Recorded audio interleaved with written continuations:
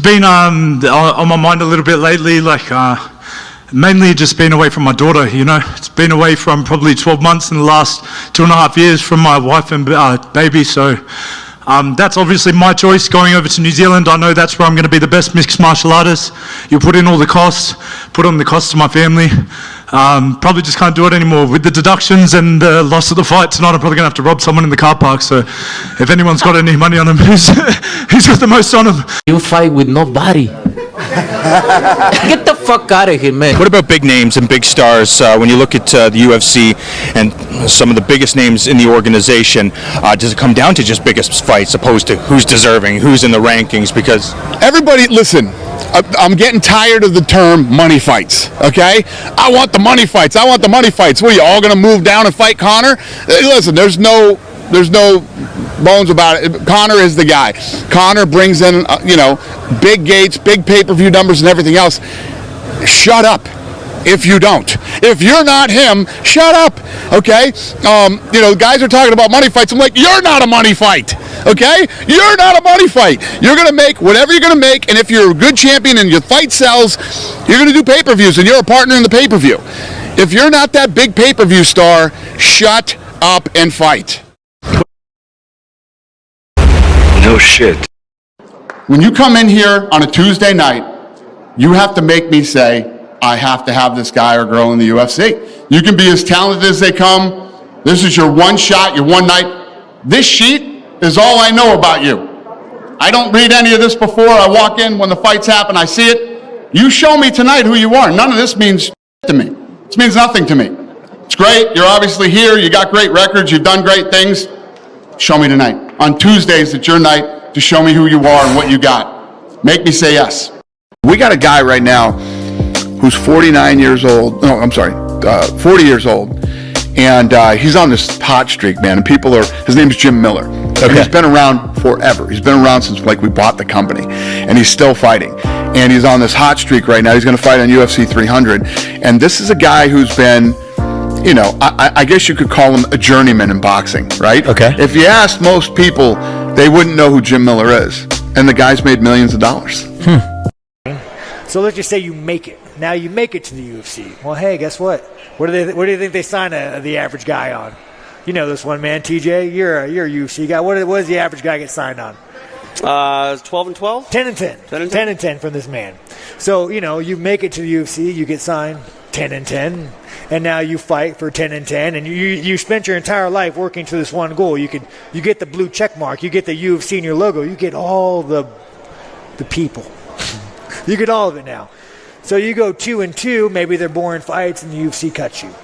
And now guess what, you guys? You have made a total of 20, 40.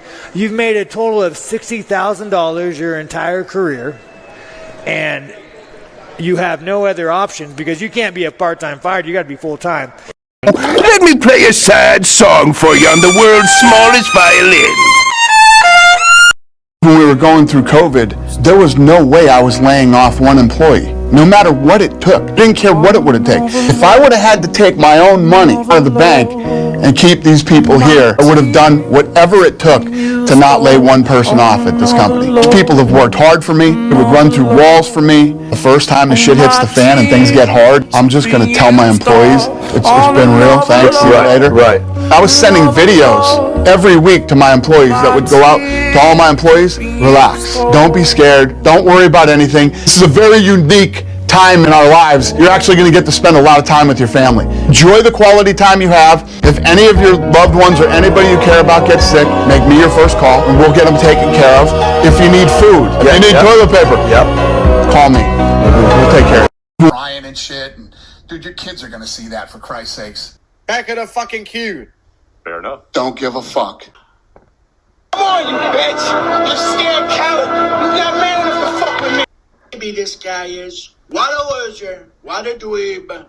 Goes on in this show by. Let's talk about the big pink elephant in the room named Dana Pink. And obviously a lot of people are angry with Dana Pink because they're like, how is this piece of shite spending all this money on blackjack, giving money to the Nelk bitches, and this man just gives money away to YouTube losers online. Why is he not paying his fighters? At the end of the day, it is what it is. Guess what, guys? You sign a UFC contract, and that's how much money you make. Do I believe that's right? Absolutely not. These guys should have sponsorship. These guys should be allowed to do boxing, kickboxing, multi, and grappling contests. Sean Strickland should be allowed to beat up that white pussy. But then again, he's not going to get paid $1 million because they will sue him breaching of his contract. It is what it is. At the end of the day, is the UFC absolutely fair? No. But do remember this. These guys do make a lot of money. Rice Cerrone, Chucky Olives, Max, Holiday Sauce, and oh boy, motherfucking Miller, who's a real fighter. 41 bouts, dude, in the UFC. Unlike you, Carl Winslow, shut your fucking mouth. He does belong in the Hall of Fame. He's a real fighter. Like Matt motherfucking Brown.